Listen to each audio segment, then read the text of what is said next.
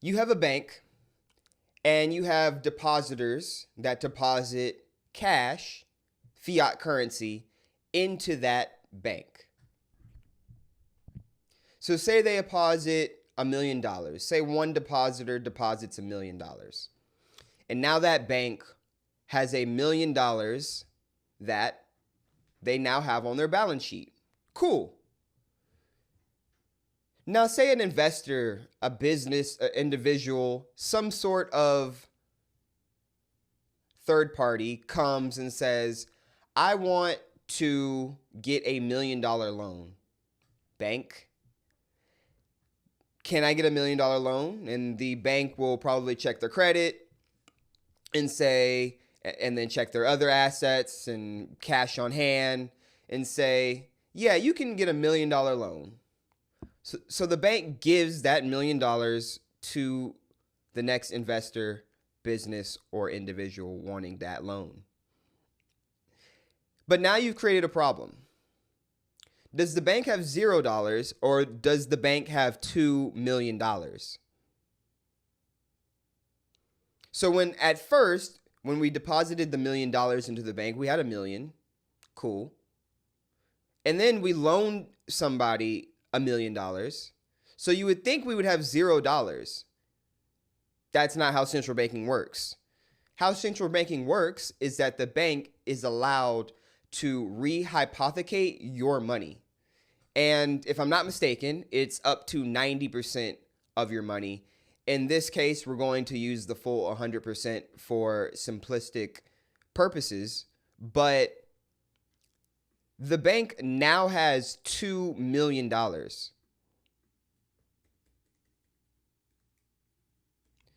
The bank does not have $0 because the bank now has a receipt in the form of a asset on their ledger that they can say, hey, I loaned someone $1 million, and so they're indebted to me, even though the $1 million that you loaned out was your only $1 million. Now, if the bank had originally $5 million and someone came and deposited $1 million and then you loaned out $1 million, then the bank is completely sovereign. In this instance, it is not sovereign. And in a United States central banking system, banks are allowed to be not sovereign. I guarantee you, your bank you use, Bank of America, Chase, you can go down the list, none of the banks are sovereign. As in, when you log onto your bank account on the web app, on the mobile app, yeah, you see your money there. You can see it digitally. It's there. But that bank is not really sovereign because they've loaned out your money every which way to the point where they have receipts for all of their assets and loans on their balance sheets. And then at the end, they will go and settle with the Federal Reserve, as we'll get into later. So this is how central banks create money out of thin air. The bank now has $2 million in assets.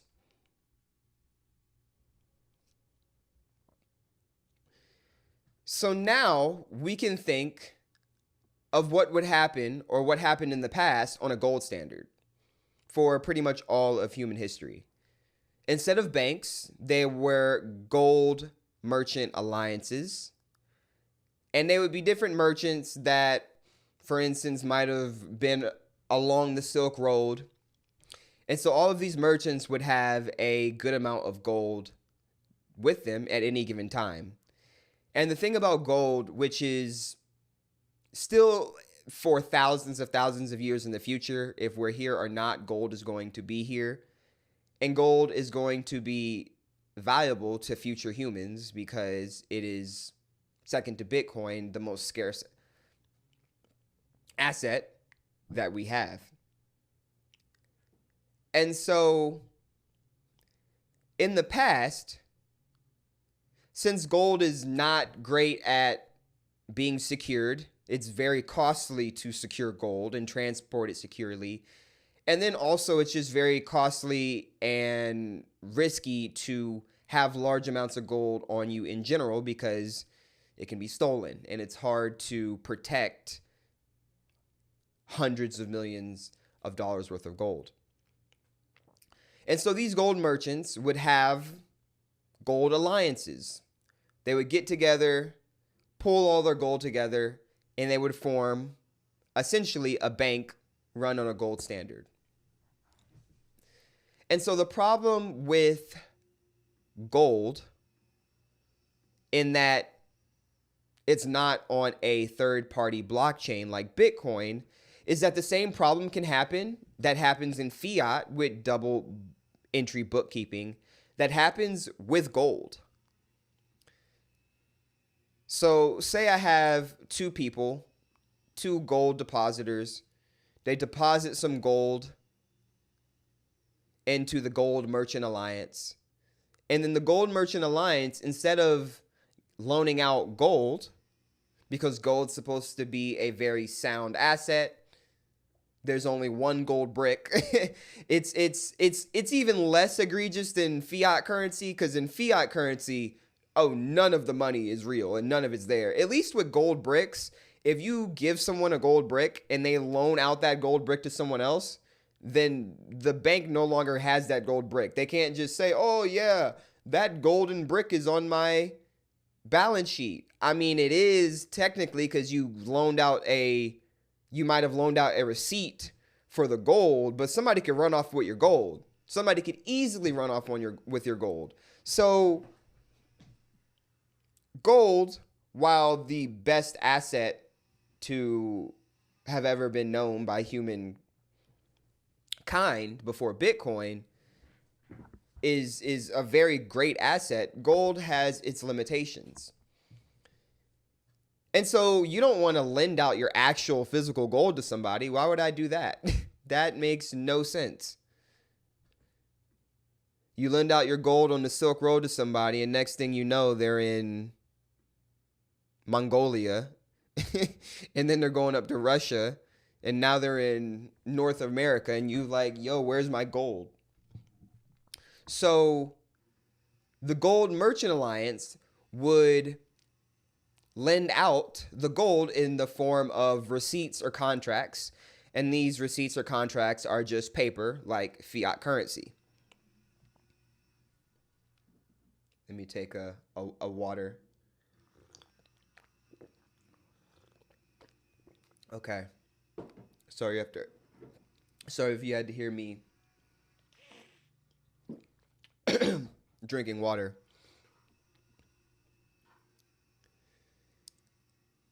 And so gold fails here because the same thing that happens with fiat happens with gold. You end up printing money in the form of receipts and contracts and paper money. And the problem with double entry bookkeeping is that no one is going to put these receipts that they're loaning out on their liabilities. When you have your balance sheet, you have your assets and your liabilities on one side and the other side. You take each together, your assets being pluses, your liabilities being negatives. You add the pluses and the negatives together, and that will give you your net worth in your, or it'll give your net worth, your sovereignty level, your sovereignty ratio. It'll give you an idea of how sovereign are you in this endeavor. Over here, no one's going to put these receipts that they're loaning out in liabilities. If I have some gold, let's say gold, cool. I'm gonna keep putting that gold in my, look at all these deposits of gold. People are just depositing a bunch of gold in my assets, right? So now I want to lend all this gold out because I want to make money on it, right? I want to make some money off my gold. So what do? Let's start lending these out in the form of paper, because I'm not going to give people my actual physical gold. The same thing in fiat. You're not going to give people your actual fiat currency. Well, you are going to give people your fiat currency because it's just digital. You're just printing fiat. So we can add some fiats here. And these are all my assets. Cool. Now let's start loaning some out. Now when I loan as a bank these assets out to make money on them, I'm not going to put all of these golds in liability. Why would I put these all in liability? They're loans that I'm loaning out to people. That means that people can default on the loan I gave them. So that's an asset to me. It's an asset to you when you have enough of supply to keep you solvent. So in this situation, yeah, you can loan out gold. You can loan out 4 golds to 1, 2, 3, 4, 5, 6, however many 7 golds you can. But the problem is when you start loaning out more than you actually own, they don't end up being assets. They end up being liabilities on your balance sheet. But the way central banks operate is that no one's going to put these on their liabilities, because guess what? That doesn't get you a bonus at the end of the year. A bunch of liabilities on the balance sheet. Nah, we have a bunch of gold. We lent out a bunch of gold. We're making money. It doesn't matter if we're not sovereign. Everybody's making money. And this is what happens in a fiat system.